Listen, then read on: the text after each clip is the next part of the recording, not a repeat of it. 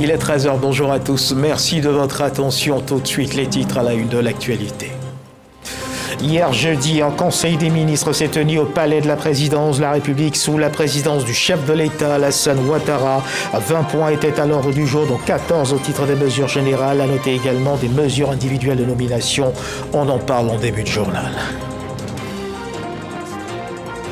Le vice-président de la République, Tiemokom Eliet-Kone, a pris part hier jeudi à la cérémonie d'investiture du président mauritanien Mohamed Ould Cheikh El Ghazouani. Tiemokom Eliet-Kone représentait le président de la République, Alassane Ouattara, à cette cérémonie. À ses côtés, le président de l'Assemblée nationale, Adama Bictogo, et les membres du corps diplomatique ivoirien, ainsi que plusieurs autres chefs d'État. On en parle également dans cette édition. Au Nigeria, des milliers de personnes sont descendues dans les rues de plusieurs grandes villes du pays pour répondre à l'appel d'un mouvement qui se fixe pour objectif de mettre fin à la mauvaise gouvernance. Les manifestants exigent de meilleures conditions de vie. Des tensions ont été enregistrées, tensions réprimées par les forces de l'ordre. Plusieurs dizaines de manifestants ont été mis aux arrêts. Voilà pour l'essentiel. Bonjour à tous et merci de nous suivre. Un conseil des ministres s'est tenu hier au palais présidentiel. Un conseil des ministres présidé par le chef de l'État, Alassane Ouattara. Notons que 20 points étaient à l'ordre du jour de ce conseil, dont 14 au titre des mesures générales. À noter également des mesures individuelles de nomination. Le récit d'Alexis Ouedraogo. Au palais présidentiel ce jeudi, le dernier conseil des ministres avant les vacances gouvernementales. 20 points à l'ordre du jour, dont 2 projets de loi, le premier portant sur la ratification de l'accord portant création de la BIRS en Côte d'Ivoire. La présence de cette banque dans l'environnement national des affaires offrira notamment à notre pays des opportunités nouvelles de mobilisation de ressources additionnelles pour le financement de l'économie nationale et de grands projets de développement. Autre projet, celui du Code de l'assainissement et du drainage pour fixer le régime des eaux usées pluviales. Il prend en compte les conclusions des études récentes relatives au secteur ainsi que les normes nouvelles définies par les conventions internationales pertinentes pour fixer le régime des eaux usées, des eaux pluviales et le régime de protection des dispositifs publics d'assainissement et de drainage. Au nombre des projets de décret, un coup d'accélérateur à la filière riz.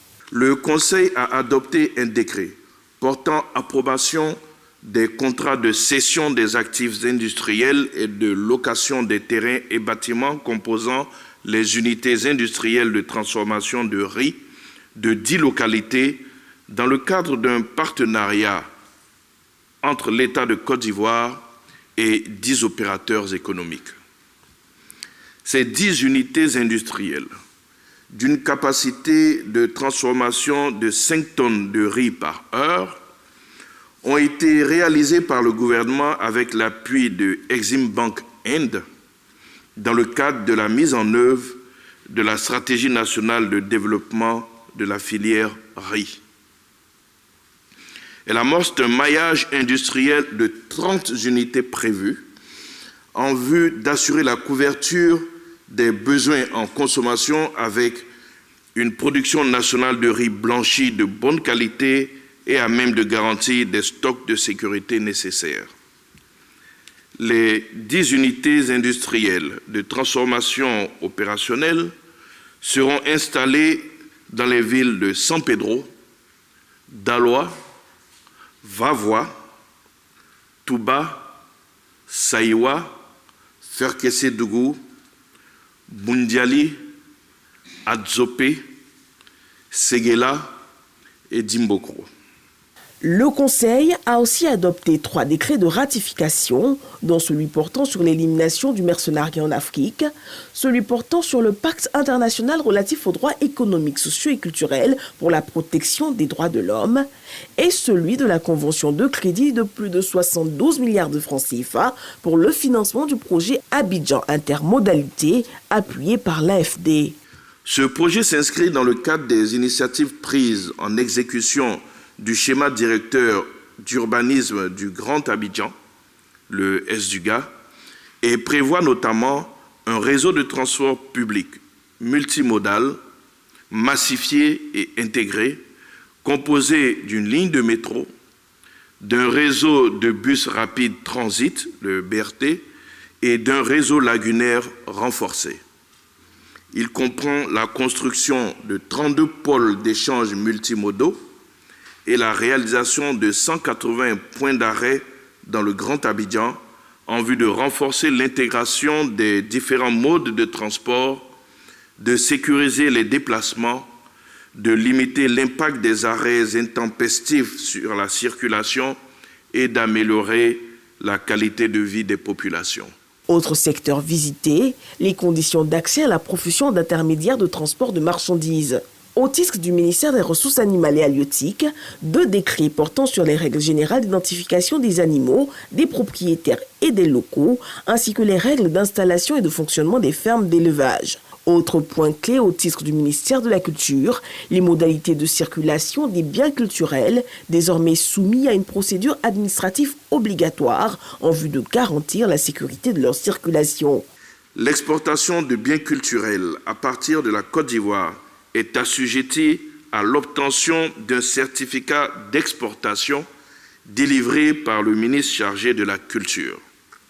De même, l'importation de biens culturels en Côte d'Ivoire fait désormais l'objet d'une déclaration préalable. Sur le plan de l'économie, malgré un démarrage mitigé, les perspectives sont bonnes à l'horizon des prochains trimestres. 3 ambassadeurs extraordinaires plénipotentiaires sont désignés, Diabaté Aziz Abdallah pour l'Allemagne, Gléco Kwasi Filbert pour le Cameroun, Kwadioko Nambertin pour le Gabon.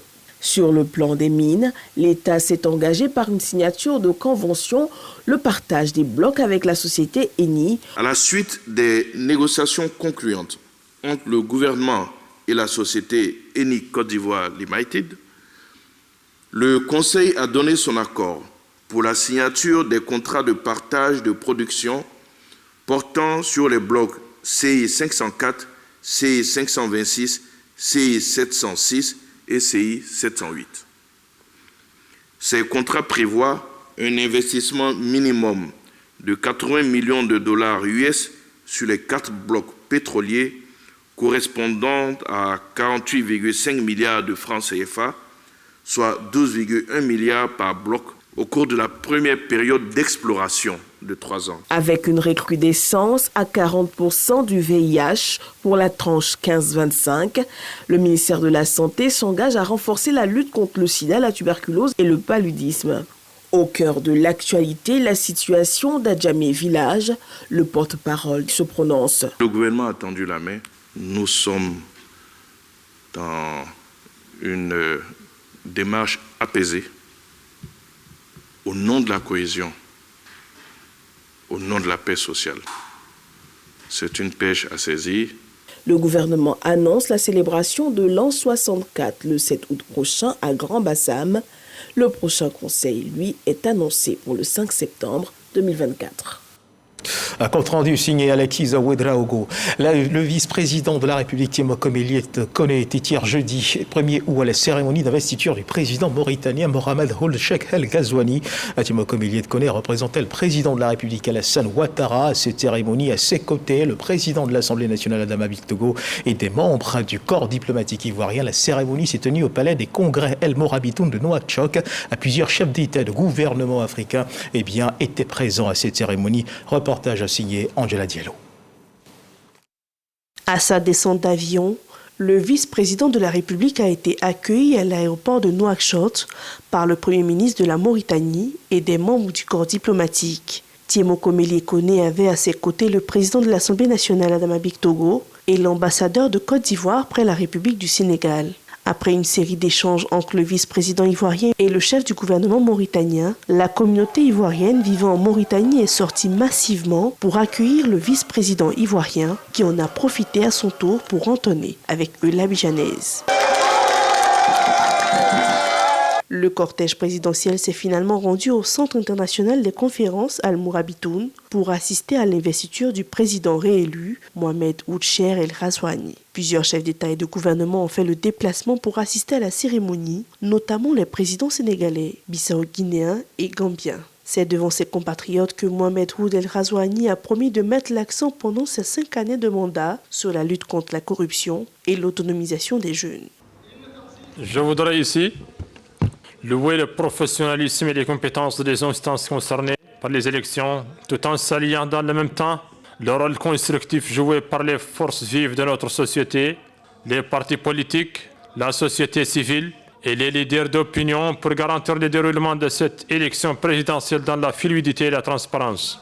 Nous continuerons à renforcer notre système démocratique en œuvrant à consolider le principe d'indépendance et de séparation des pouvoirs. Sur le plan extérieur, nous continuerons à adopter une diplomatie active fondée sur les principes de bon voisinage. Nous ne ménagerons aucun effort pour contribuer fortement à l'intégration économique du continent africain. Au sortir de la cérémonie, le vice-président de la République est revenu sur l'excellente relation qui existe entre la Côte d'Ivoire et la Mauritanie. Les relations fraternelles, amicales que la Côte d'Ivoire a toujours eues avec la Mauritanie. Et le président de la République, son Excellence M. Alassane Ouattara, a voulu que nous venions personnellement le représenter et dire toutes ses félicitations et tous ses encouragements à son frère et ami qui vient d'être élu président de la République de Mauritanie.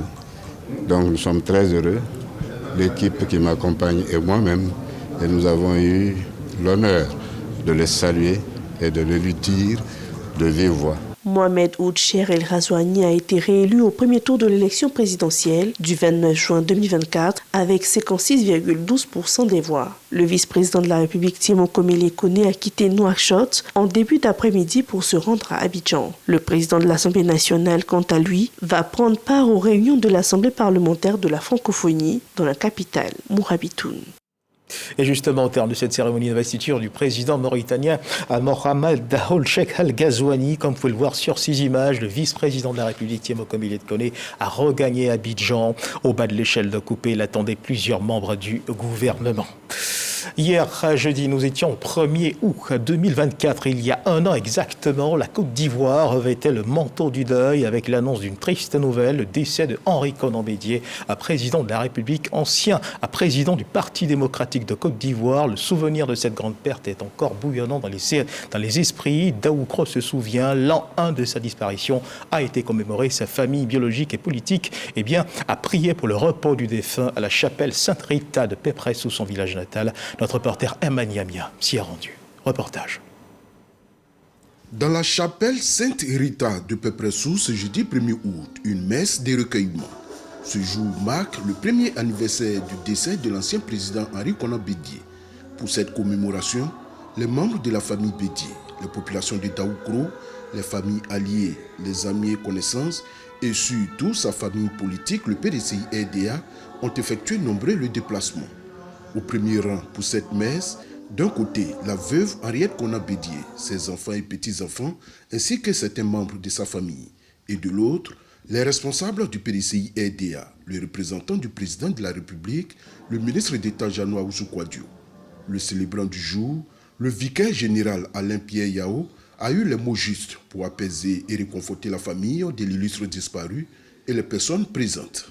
Pour nous chrétiens, la mort n'est pas la fin, mais une ouverture vers une éternité bien heureuse auprès de Dieu que nous recherchons sur la terre. Le président Henri Konan Bédié nous a laissé beaucoup de choses. Beaucoup. Et cela ne peut pas mourir. Notre douleur, elle est forte. Elle est profonde de perdre un tel homme. Mais sachez-le, la meilleure manière pour nous de vivre ce deuil, c'est de faire fructifier son héritage. Pour nous-mêmes, pour nos familles, pour tous ceux que nous laissons et pour la gloire de Dieu. Au nom de la famille, Guillaume Bédié a exprimé sa gratitude aux populations, aux membres du PDCI-RDA pour cette mobilisation et au président de la République Alassane Ouattara qui leur a toujours apporté le soutien nécessaire. La famille Bédié, la famille Kouazan et les familles alliées me chargent de vous réitérer toute leur reconnaissance à travers ces simples mots de remerciement. Au nom du président du PDCI-RDA, Cheikh Tidiane Thiam, Le doyen Kopli Boni est revenu sur le parcours de l'ex-président du PDCI RDA avant de demander à la famille du défunt et aux militants du PDCI de rester dignes dans la douleur et surtout de pérenniser les œuvres du président Bédié. Au nom du président Thiam, je dis courage à toute la famille qui n'a pas vécu inutile sur cette terre. Tout le monde se souviendra de lui. Avant de quitter les lieux, dans la stricte intimité, les membres de la famille Bédié sont descendus au caveau au sous-sol de la chapelle où se trouve la tombe du président Bédié pour le dépôt d'une gerbe de fleurs et aussi pour se recueillir. Voilà, reportage d'Herman Yamia, repos à l'âme de l'illustre disparu. On parle d'éducation à présent, des écoles qui prennent en compte les attentes des communautés, tant au préscolaire, au primaire qu'au secondaire. C'est ce que veut le ministère de l'Éducation nationale de l'alphabétisation. Le ministère a organisé à Yamoussoukro les assises de la Commission nationale de la carte scolaire au titre de l'année 2024. Les détails avec Kader Sokotoko. Le ministère de l'Éducation nationale et de l'alphabétisation, à travers sa direction des études, des stratégies, de la planification et des statistiques, tient les assises de la Commission nationale de la carte scolaire à Yamoussoukro. Saisissant l'opportunité de cette rencontre, Raoul Kouadio, directeur de cabinet de la ministre Mariatou Kone, rappelle l'importance de ces assises dont l'objectif général est de valider les propositions des demandes issues des commissions régionales. Aussi, l'occasion était bonne pour rappeler les réalisations d'infrastructures scolaires de 2011 à 2023, avec notamment la construction de 6 547 salles de classe au préscolaire, la construction de 37 700 salles de classe au primaire, sans oublier l'ouverture de 522 nouveaux lycées et collèges. La réalisation de ces infrastructures s'est faite suivant le principe cher au président de la République, celui d'offrir une égalité de chance à tous les citoyens de ce pays. Ces progrès de l'offre d'infrastructures ont eu pour effet immédiat de corriger les inégalités en termes d'accessibilité de nos enfants à l'école, mais aussi et surtout d'améliorer significativement leurs conditions de travail au regard des difficultés des pesanteurs jugulés. À travers son adresse, le directeur des études des stratégies, de la planification et des statistiques, Enza Meïté, salue et remercie vivement les membres du corps préfectoral pour leur disponibilité et leur appui constant à la tenue des différentes assises des commissions de la carte scolaire, que ce soit au niveau sous-préfectoral, départemental, régional ou national. Que depuis le mois de novembre dernier, 2023, les commissions locales de la carte scolaire se sont tenues au niveau des sous-préfectures, ensuite au niveau des départements et enfin au niveau des régions, que nous saluons au passage. Il y a eu quelques observations, mais dans l'ensemble, nous notons l'entière satisfaction. Ces travaux visent de manière spécifique à présenter puis examiner les propositions de création et d'ouverture d'établissements scolaires, d'extension d'écoles, d'ouverture des classes de seconde, d'érection de collèges en lycée, de changement de dénomination d'établissements scolaires, de fermeture d'écoles préscolaires et primaires, avec la participation des membres statutaires que sont les directeurs centraux, les directeurs régionaux, les préfets de région, les institutions de la République, les ministères techniques, les conseils régionaux et les districts autonomes d'Abidjan et de Yamoussoukro. Et je vous emmène à présent dans le nord de la Côte d'Ivoire, faire des villes du district autonome des Savanes, des villes vertes, des villes écologiques. C'est l'objectif de l'atelier portant sur l'initiative Ville Verte qui s'est tenue dans la ville de Korogo, porté par l'Institut de l'économie circulaire du district autonome d'Abidjan. Ce projet est soutenu par l'Organisation des Nations Unies pour l'alimentation et l'agriculture, la FAO. 1000 villes sont concernées par ce projet. Le reportage de Abi Sissoko. Korogo, un atelier de concertation pour identifier les besoins locaux et les priorités du district autonome des Savanes en vue de bâtir des villes vertes, résilientes aux chocs climatiques et économiques dans le Nord. Tout le projet Initiative Ville Verte mis en place par l'Organisation des Nations Unies pour l'alimentation et l'agriculture, FAO. Ce projet vise à accompagner les collectivités territoriales dans la recherche de solutions pouvant les aider à faire face aux défis d'urbanisation. La pression de l'urbanisation, les problèmes fonciers, les problèmes environnementaux. L'initiative Ville Verte permet de résoudre tous ces problèmes-là. Bâtir des villes vertes nécessite la mise en place d'une foresterie urbaine et périurbaine, la transformation des systèmes agroalimentaires en vue d'offrir à la population des aliments de bonne qualité. Ce projet, qui sera mis en œuvre par le district autonome des Savanes, réjouit les participants composés de toutes les couches socio-professionnelles. Les espaces boisés, notre ville en compte suffisamment. Il faut les conserver, il faut les améliorer. Il faut aussi que nous travaillons de concert avec toutes les autres structures, notamment l'université et le CNRA. Le principe aujourd'hui, c'est de pouvoir transformer tout ce que nous consommons, c'est de pouvoir transformer tout ce que nous touchons. L'esprit général de la chose, c'est de pouvoir transformer les déchets organiques en matières premières, de sorte à faire face au choc climatique. Le projet Initiative Ville Verte concerne les 14 districts du pays. Ce sont 1000 villes d'ici 2030 qui vont en bénéficier pour le bonheur des citadins. Le maire de la commune de Dioulatie-Dougou, sous-préfecture du département d'Ondini dans la région du Kamadougou, a de grandes ambitions pour sa commune, développer l'agriculture, promouvoir la culture et construire des infrastructures de base. Pour y arriver, un plan stratégique a été mis en place. Ce programme, qui sera financé à hauteur de 10 milliards de francs CFA, a été présenté à plusieurs partenaires. Mariam Sangaré, Malika Koulibaly. Dioulatie-Dougou est une ville du nord de la Côte d'Ivoire dans le district du Dengueli. Avec son plan stratégique de développement dont elle vient de se doter, la commune de 4400 habitants aura bientôt un nouveau visage pour le bonheur de sa population. Coût du projet, 10 milliards de francs CFA. Le challenge commence maintenant parce que nous devons mobiliser des ressources à hauteur de 10 milliards de francs CFA. Nous devons donc innover pour pouvoir mobiliser des ressources et atteindre donc les objectifs, les ambitions que nous avons pour la commune. C'est une action qui est planifiée sur la durée du mandat du maire, donc dans un horizon de 4 ans. Donc on a proposé 11 projets pour une valeur globale d'environ 10 milliards et qui devraient se réaliser durant les 4 prochaines années donc, du mandat du maire. Et notre accompagnement va continuer. On a défini une vision, des axes stratégiques, des projets. Pour la chefferie traditionnelle représentée à cette cérémonie de restitution, cette annonce est du pain béni pour Dioulatie-Dougou. J'ai été séduit par l'exposé et le discours du maire. Les projets qu'on nous a présentés sont des projets enchanteurs et nous souhaitons vivement auprès du Seigneur que ces projets-là soient convertis le plus rapidement possible avec l'aide du Seigneur. Toujours dans le cadre de l'amélioration des conditions de vie des habitants de Dioulatie-Dougou, le maire Cédric Diarra envisage la protection de son patrimoine culturel, la modernisation des moyens agricoles, l'alphabétisation des femmes et la construction d'infrastructures routières.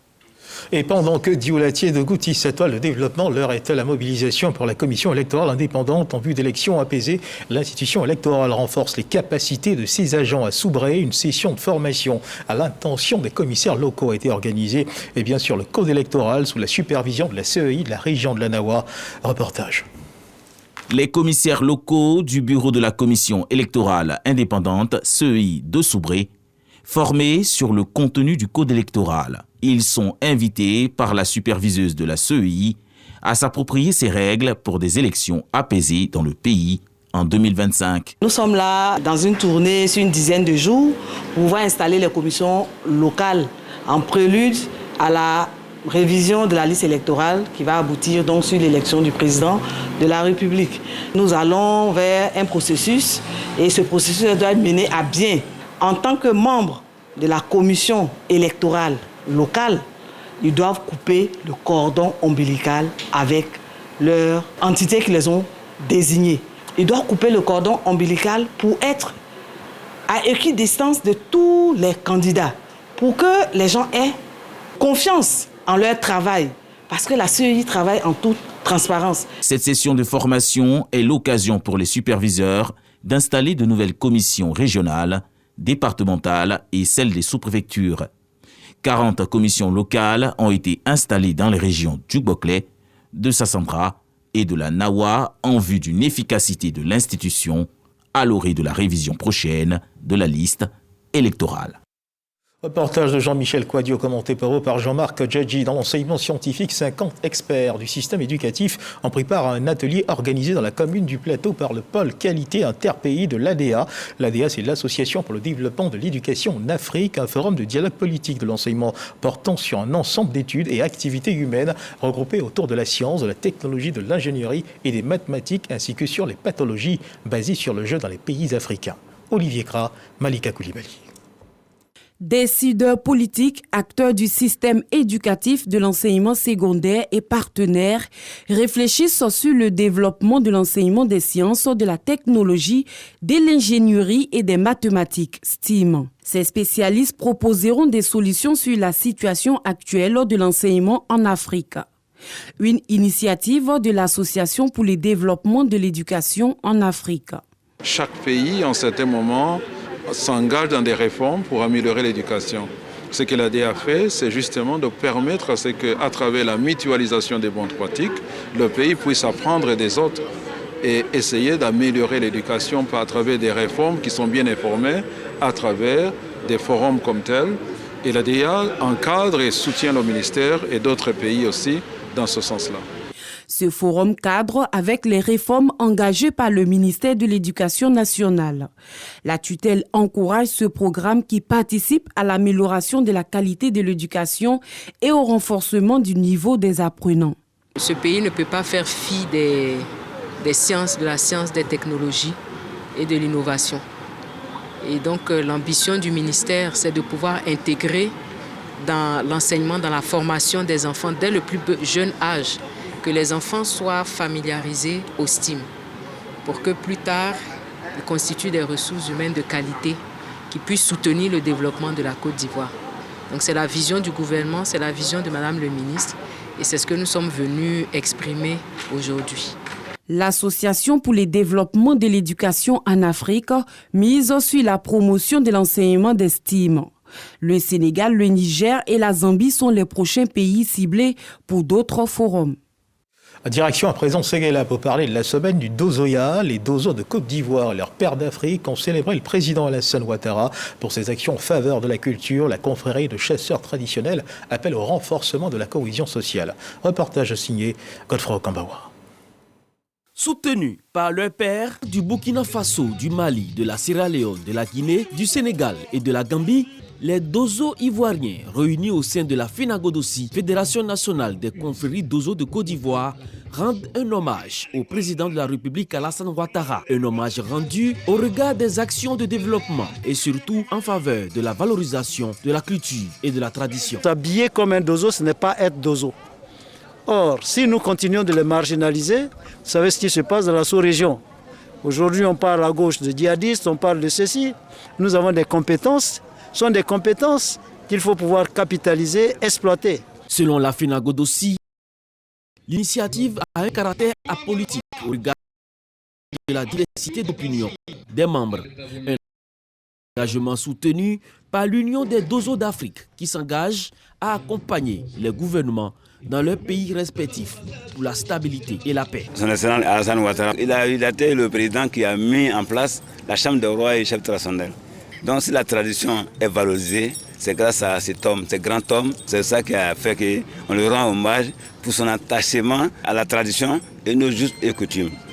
Je voudrais déjà vous rassurer, chers frères, que vous bénéficiez de ce que nous appelons la tolérance administrative. C'est pas d'ailleurs, lorsqu'il y a des situations, je veux dire, sécuritaires d'une extrême gravité ou des problèmes au sein de nos communautés, vous verrez nos policiers, vous verrez le commandant de brigade gendarmerie à chercher la collaboration du Dozo, non pas parce qu'il est policier ou les gendarmes, parce que ce Dozo-là, il est dans un environnement, il est dans une communauté, il connaît cette communauté, il peut parler à cette communauté, il peut aider la police, la gendarmerie à faire aboutir certaines situations. Cette rencontre s'inscrit dans le cadre de la première semaine culturelle des Dozos tenue dans la ville de Séguéla. Et dans l'actualité internationale, on y viendra dans un instant, mais sachez que le chapitre religion est bien de ce journal. Après un séjour en Terre Sainte en Arabie Saoudite pour le pèlerinage, 418 pèlerins de la région de Bouaké ont été célébrés à la grande mosquée de Bouaké en présence du cheikh Bedjawari Touré, grand imam de Bouaké, du ministre des Transports Amadou Koné, maire de la commune. Des guides religieux ont invité les pèlerins à préserver les acquis du Hajj. Boubacar Silla, Kader Sogotoko. 418 pèlerins de la région de Bouaké, de retour de la Terre Sainte en Arabie Saoudite pour le pèlerinage sont célébrés par la communauté musulmane à la grande mosquée de Bouaké. À la faveur de la journée du pèlerin édition 2024, sous l'autorité spirituelle des Cheikh Badiawari Touré, grand imam de Bouaké et en présence du ministre des Transports Amadou Kouné, maire de la commune. Les guides religieux de la région exhortent l'ensemble des pèlerins à préserver les acquis du Hajj. Cette célébration, c'est pour pouvoir bénéficier des bénédictions et des doigts des pèlerins pour s'aimer si nous continuons la cohésion et l'unité nationale à travers l'islam. Les pèlerins reconnaissants expriment leur gratitude à la communauté musulmane et remercient les autorités ivoiriennes pour avoir créé les conditions d'un bon pèlerinage. Je voudrais dire merci au gouvernement de m'aider jusqu'à la Mecque, Mina, Rafah, Misdalfa. Tout s'est vraiment bien passé. Je suis ému aujourd'hui parce que nous sommes partis de Bouaké à 430 pèlerins et nous sommes revenus en bonne santé. Nous avons pu faire tous les rites. Le Hajj cette année a été très bénéfique sur le plan spirituel. Chaque pèlerin a reçu un diplôme de participation au pèlerinage, 5e pilier de l'islam. Les fidèles musulmans ont prié pour la consolidation de la paix, l'unité, la tolérance, la fraternité et la cohésion sociale partout en Côte d'Ivoire. Des pèlerins heureux de retrouver leur pays dans l'actualité internationale au Nigeria. Des milliers de personnes sont descendues hier, 1er août 2024, dans les rues pour répondre à l'appel d'un mouvement qui se fixe pour objectif de mettre fin à la mauvaise gouvernance. Un mouvement pour exiger des meilleures conditions de vie, malgré les appels contre ce mouvement lancé depuis des semaines. À part la majorité présidentielle, les Nigérians sont donc descendus en nombre dans les rues. Et ce, dans les 6 zones géographiques. Plusieurs milliers de manifestants ont donc convergé dans ces villes pour dénoncer leurs conditions de vie. Ici, dans l'ensemble, eh bien, les marches étaient pacifiques. Quelques mouvements désordonnés de foule ont provoqué des tensions, aboutissant à des actes de répression de la part des forces de l'ordre et à l'arrestation de plusieurs dizaines de manifestants. Nous sommes vendredi aujourd'hui et comme tous les vendredis, le sport prend toute sa place dans cette édition.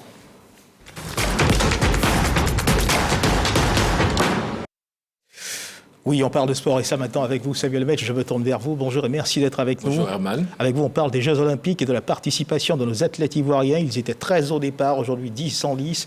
Il y a encore des chances de médaille, n'est-ce pas? Il y a encore des chances de médaille, Herman Guivet, et naturellement donc 13 au départ. Après donc les sorties ratées de Zouleya Daboné en judo et également de Esteban et Jérémy Fafa en escrime.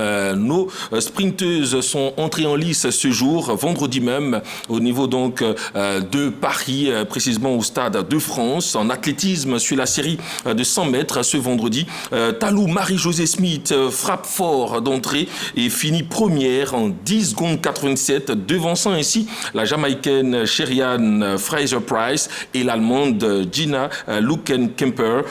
Talou se qualifie ainsi donc pour les demi-finales. Il faut le savoir, les demi-finales et les finales se tiendront donc demain samedi 3 août. Et vous le savez, la RTI qui est au cœur donc de ces JO vous permettra de voir tout cela. Donc à 19h50, nous aurons les demi-finales des 100 mètres et à 21h20 les finales. Côté Maboudou Koné qui est également donc été annoncé pour ces 100 mètres. Malheureusement, elle est sortie 4e donc, et n'a pas pu être repêchée malgré son record, 11 secondes 17, son record personnel à elle. Elle donc n'a pas été repêchée et pour la suite, on la retrouvera donc à l'épreuve des 200 mètres prévue dimanche 4 août à 10h50 GMT et pour le relais 4 fois 100 mètres féminin. Il faut le savoir, Talou Marie-Josée, Maboudou Koné et Jessica Gbet donc sont également pour les 200 mètres. Elles vont devoir encore une fois batailler dur pour nous apporter ces breloques au niveau de ces JO de Paris 2024. Et justement, Samuel, on va croiser les doigts pour que ce vœu puisse bien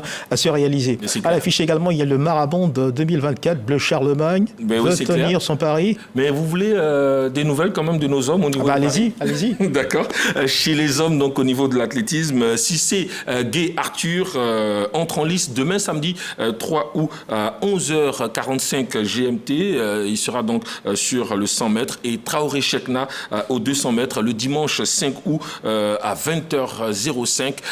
Tous ces athlètes seront donc suivis pour naturellement croiser les doigts et avoir cette médaille tant recherchée au niveau donc des JO de Paris. Bonne chance donc à nos athlètes masculins à cette compétition. On parle à présent de Maramonde 2024 avec Bleu Charlemagne qui veut réussir son pari. Il veut réussir son pari et nous parlons donc de Maramonde 2024. Entendez, le mondial de Maracana, c'est la toute première édition et la Côte d'Ivoire est le pays choisi pour abriter donc cette première édition du mondial de Maracana. Et le président de la FIMA, Bleu Charlemagne, dans le cadre de sa tournée de mobilisation pour ces prochains Maramonde, donc a été reçu ce samedi 30 juillet au Palais Royal du roi du Tongui. Les détails avec Pascal Koné. Fierté de la région du Tongui, le président de la Fédération internationale de Maracana Association, Bleu Charlemagne, a été reçu au Palais Royal par Sa Majesté Glogbe Mathias en présence de ses notables. Dans un élan de convivialité et de retrouvailles, le président Bleu Charlemagne était porteur d'une bonne nouvelle. L'organisation de la première édition de la Coupe du Monde de Maracana en Côte d'Ivoire. Fier et honoré de la démarche entreprise par son fils Bleu, Sa Majesté Gueux Mathias, en présence de tous ses notables, a formulé des bénédictions à travers une cérémonie de libation en vue d'une meilleure organisation de la prochaine Coupe du Monde, la première du genre en Côte d'Ivoire. Je suis venu prendre la bénédiction en compagnie de celui aujourd'hui qui fait office de chef de famille chez nous, mon aîné, Ba Anatole. Nous sommes venus donc prendre notre part de bénédiction qui devra pouvoir rejaillir sur l'ensemble du comité, j'allais dire, d'organisation de la Maramonde. Le président de Maramonde va s'en sortir victorieusement. Il viendra montrer ici, par la grâce de Dieu, la coupe qu'il va avoir brillamment au milieu des gens. Après cette audience qui marque la première étape de la tournée de mobilisation de Bleu Charlemagne dans la région du Tongui, la seconde phase sera consacrée aux autorités administratives et toutes les forces vives de la ville de Mans. Rappelez que le mondial de Maracana est prévu se tenir donc du 25 septembre au 5 octobre 2024. Et puis Samuel a rappelé également que bien on a pu constater cette bénédiction bien visible avec la marque sur le front. Ben c'est clair. Hein. Et puis il y a également le maire Amicia qui offre un terrain aux sportifs de la commune de Trècheville, Samuel. Et oui, le ministre François-Albert Amicia, maire de la commune de Trècheville, également président du COCAN, gâte les sportifs donc, de Trècheville. Il leur a offert le complexe omnisport Anzoumana Konaté en présence du ministre délégué en charge des sports, Arsène Kwasi. Y était son point.